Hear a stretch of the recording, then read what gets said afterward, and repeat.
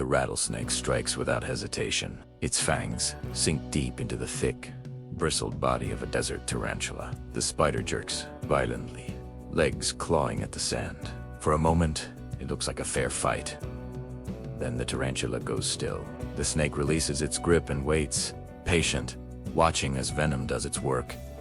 In T-Desert, survival is simple. You either adapt or you disappear. A lone traveler walks along a forgotten road, boots crunching against gravel and sand. His clothes are stiff with dust. His water skin is light too light. The sun dips low, painting the desert in shades of gold and red.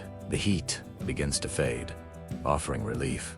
But relief in the desert is always temporary, because when the sun sets, the balance shifts. The creatures that ruled the day retreat into shadows and burrows, and the things that fear the light begin to stir. The traveler wipes sweat from his brow and adjusts the pack on his shoulders. He tells himself the road will lead somewhere. It always does. That's when he hears it. A sound so faint, he almost ignores it. A soft scraping, like sand sliding across stone. He stops walking. The desert is silent again. No wind, no insects, no birds, just stillness.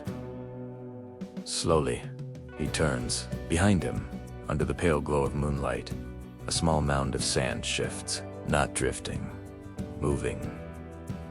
The mound ripples, grains flowing against gravity, crawling toward him like a living thing. His breath kept runes. His boots dig into the sand as he sprints, heart pounding, lungs burning.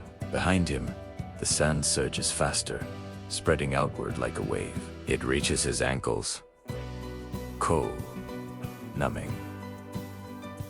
He stumbles. The sand climbs his legs, his waist, his chest pulling him down with terrifying strength.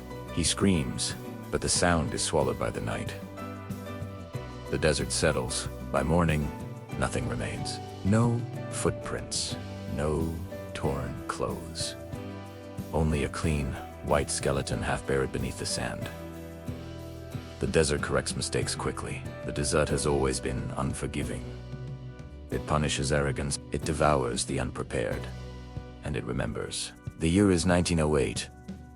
A cavalry unit makes its slow return across the Arizona desert after a mission delayed by broken equipment and poor maps. The men are exhausted. Their uniforms cling to them with sweat and dust. Their horses are worse. Ribs visible, breath labored, eyes dull. Water is almost gone. When the town appears on the horizon, it feels like a miracle. A wooden sign, weathered and cracked, stands crooked beside the road. Fredericksburg, 1 mile. The men cheer weakly. Some laugh. Others whisper prayers. A town means water, shelter, safety, or so they believe. Fredericksburg looks untouched. Buildings line the street. Windows unbroken, doors shut but intact. A hotel stands at the center, its sign swaying gently despite the absence of wind. But something is wrong. There are no people, no voices, no footsteps, no smoke rising from chimneys. The town feels paused, as if everyone simply vanished mid-breath. Handwritten signs are nailed to walls and doors. The symbols are strange, sharp, jagged markings, carved with urgency. None of the soldiers recognize the language. Te assumiet as a settlement, abandoned after a failed mining venture. Ghost towns are common out here, and ghost towns don't argue. They unload supplies and lead the horses into the stable. The animals are restless, ears twitching, hooves stamping nervously against the floor. The men ignore it. Hunger and exhaustion drown out caution. They drink, they eat, they joke about soft beds and real meals. Someone plays cards. Someone sings. Oh, for the first time in days, they feel human again. No one asks why the town was abandoned so suddenly. No one wonders why there are no personal belongings left behind. Exhaustion silences curiosity. Night settles over Fredericksburg like a lid.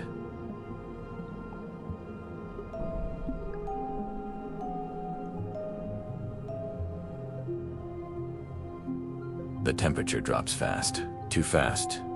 Inside the hotel, men sleep heavily, unaware of the silence outside. Then it happens. A scream. Sharp. Panicked. Animal. The horses. A soldier bolts upright and runs for the stable, lantern shaking in his grip.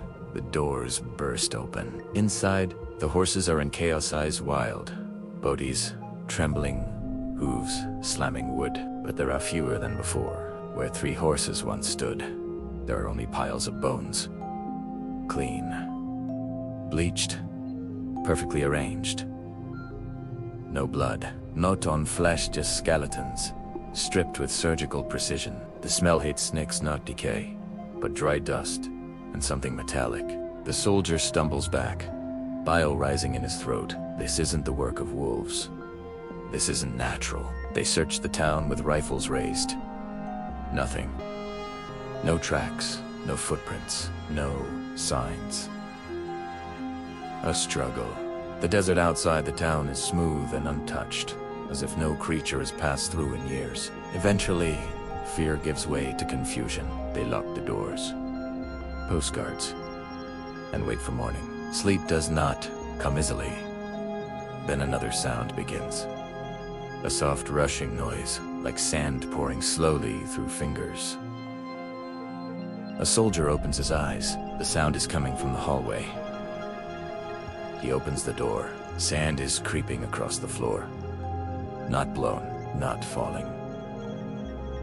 Flowing. It moves in waves, hugging the ground, crawling toward him. He slams the door shut. The sand gathers beneath it, then seeps through the crack. Cold spreads across his feet, then his legs. The sand climbs the bed.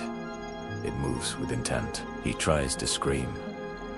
The sand pours into his mouth, his lungs, his eyes. In another room, a man wakes to pressure on his arm. Heavy. He lifts the blanket. Sand. Shifting. He brushes it away and stares at bare bone. Panic erupts. Doors burst open as men flee into the street, firing wildly into the darkness. The hotel collapses inward, swallowed by moving sand. 4 soldiers never emerge. Their screams fade too quickly. The survivors mount their horses and ride. They do not stop. They do not look back. Fredericksburg is never resettled. Local tribes had warned of the desert long before maps and borders. They spoke of the crawling sands, a living colony of microscopic desert parasites, too small to see alone, but together, unstoppable. They move as one body. Sense heat. Sense breath. They numb their prey before feeding, leaving nothing but bone. Fire drives them away. Cold makes them hungry. The signs nailed around Fredericksburg were warnings, not prayers. Some say the desert still hides them, waiting beneath the dunes. Patient. So when you walk barefoot on warm sand, pause.